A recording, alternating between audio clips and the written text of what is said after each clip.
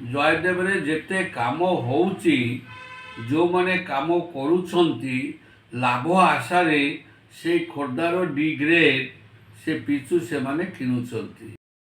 ତ ଯଦି ଏପରି ହେଇଛି ତାହେଲେ କେଉଁ ଡିପାର୍ଟମେଣ୍ଟ କରିଛି ଏବଂ ତାକୁ ଖବର ନେବାକୁ ପଡ଼ିବ।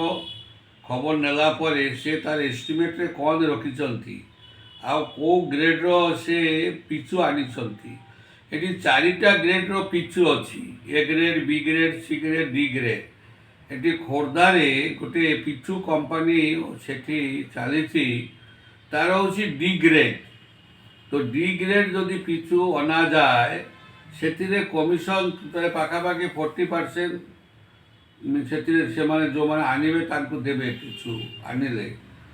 ତ ଏହାଦ୍ୱାରା କ'ଣ ହେବ, ଆପଣ ବେଶୀ ନାହିଁ 15 ଦିନ ଭିତରେ ସେ ପିଚୁ ଉଠିଯିବ, ମାନେ 10 ଦିନ 12 ଦିନ କଡ଼ା ଦେଖାଯିବ। କାରଣ ତାର ସେଥିରେ ଅଠା ଅଂଶ କମ୍ ଥାଏ, ଅଠାଳିଆ ଅଂଶ। ସେଥିଯୋଗୁଁ ବେଶୀ ଦିନ ଇଏକୁ ବଜ୍ରିକୁ ବାଲିକୁ ବେଶୀ ଦିନ ଧରି ରଖିପାରିବ ନାହିଁ।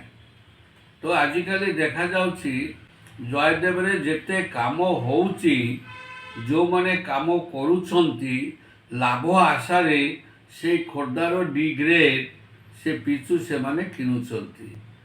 ତ ସେଥିପାଇଁ ଯେତେ ଶୀଘ୍ର ରାସ୍ତା ଖରାପ ହେବ ସେତେ ଶୀଘ୍ର ଟଙ୍କା ସେ ରାସ୍ତା ଉପରେ ସାଙ୍କସନ୍ ହେବ, ସେତେ ଶୀଘ୍ର ଠିକାଦାରମାନଙ୍କ ଲାଭ ହେବ, ସେତେ ଶୀଘ୍ର ଇଞ୍ଜିନିୟରମାନଙ୍କ ଲାଭ ହେବ।